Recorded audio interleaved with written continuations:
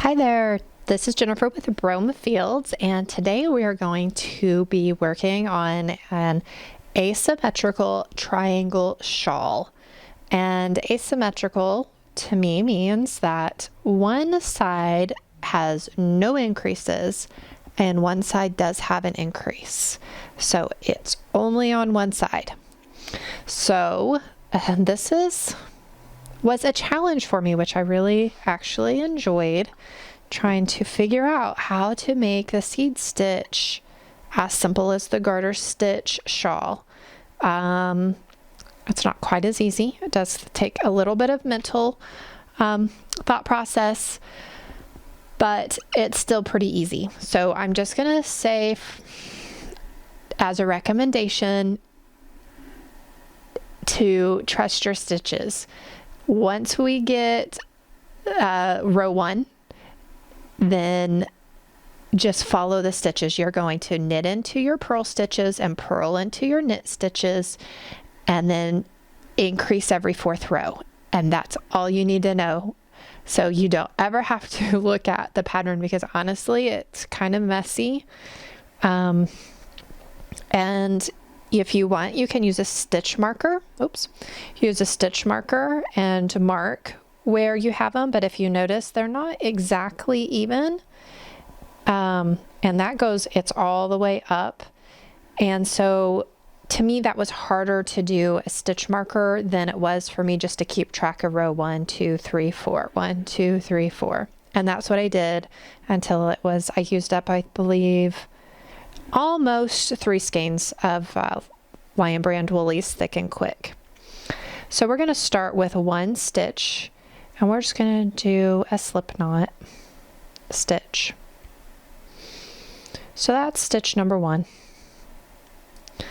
And then we have kind of a quote-unquote setup row. This just gives us a nice little tip here. So we start with the 1 stitch, and we're going to increase it. I'm going to knit 1 into the front, and then we're going to not drop it off, and then we're going to knit 1 into the back. So we're going to go back into that stitch through the back here. So we're going to pick up that yarn in the back. So that gives us 2 stitches. And then that is row 1. And now we're going to knit 1, purl 1. So it's kind of like there's a bar there. So we're going to knit 1, purl 1. And that's row 1 and row 2. So we have a knit stitch here. We're going to purl 1, knit 1. So purl 1, knit 1. Row 3, we're going to knit 1 into the purl stitch, and then we're going to purl 1 into the knit stitch. And now we're ready for row 4. And increase 1, literally, I just do a backwards loop. And before I even show you this, it's going to look and feel really awkward until you've done it a dozen times. Okay, and even then, it's just going to feel weird. So we have this increased stitch. We're going to bring it into the front, and it looks like we're going to lose it. It just looks and feels weird, but it stays, and it works. Okay, just go with it. It does work. So that was row 4. So now we're ready for row 5. And I'm going to continue reading the pattern 1. It's my quadruple check to make sure that my pattern is accurate. So we're going to knit 1, purl 1, knit 1. So we're knitting the purl in the knit, and we're just knitting this last stitch because it's the increased stitch, so it doesn't really have an identity. And then we're going to knit, purl, knit again, because that's a purl stitch. So when we have an odd number of row of stitches, we're always just going to knit one, purl one, knit one. So now we're ready for row 7. We're going to knit, purl, knit. And now we're ready for row 8. So we're going to, that means we're increasing another stitch. So I'm keeping track over here. So we're going to increase one by doing a backwards loop. So this one isn't so bad, it doesn't look like it's going to get lost. So we're going to knit one, purl one, knit one. Okay, so we're going to knit, purl, knit. And now we're ready for row 9. So now we have 4 stitches on our needle. So that means that we're going to just knit, purl, all the way across. Knit one, purl one, knit one, purl one. And now for row 10, this is a knit stitch. So we're going to bring our yarn in front here to purl one, knit one, all the way across.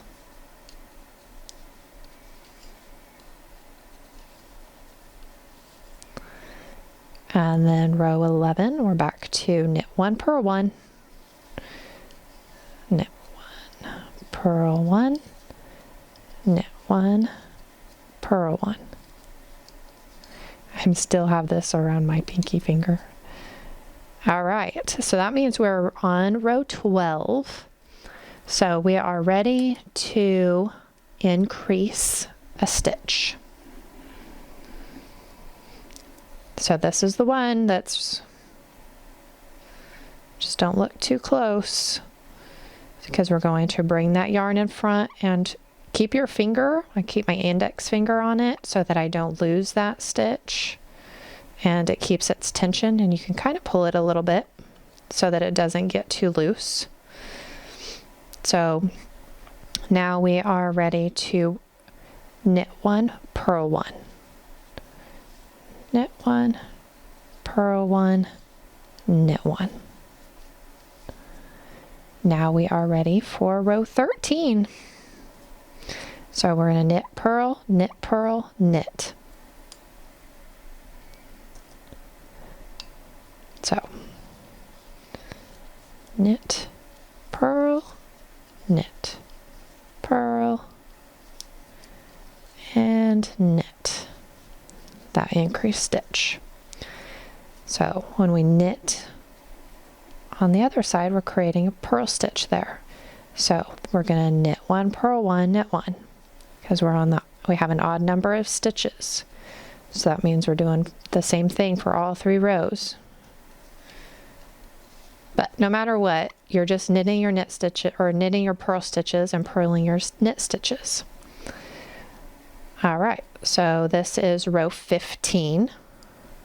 So we're going to knit one, purl into the knit stitch, knit into the purl stitch, purl into the knit stitch, and then knit into the purl stitch. Row 16. This is our last increase for this. So we're going to backwards loop, and that's a purl stitch. So we're going to knit into it, and then purl, knit, purl, and then knit one. So you are going to do an 8-row repeat. So you're going to be repeating rows 9 through 16. However, like I said at the beginning, just knit the purls, purl the knits, and increase one every 4th row. And that's really all you have to keep track of, is if you're on row 4 or not. And I will say that your edge here, if you do it a few times, it does get prettier. So this one actually do have a little bit of an elongated stitch there. And then I did another swatch here just to show you how consistently there is that elongated stitch. So you have a shorter one and elongated, a short and elongated, and that's just kind of the nature of it. However, I feel like it came out really well. I'm very happy with the way it came out. It's not perfect, but that's beautiful. I love the seed stitch, and I was so happy to be able to figure out how to do this. As simple, I feel like this is as simple as I could get it in a 4 or an 8 row repeat, but still it's just knit the purls, purl the knits, and increase every 4th row. So I hope you guys enjoy this as much as I have, and thank you guys so much for watching.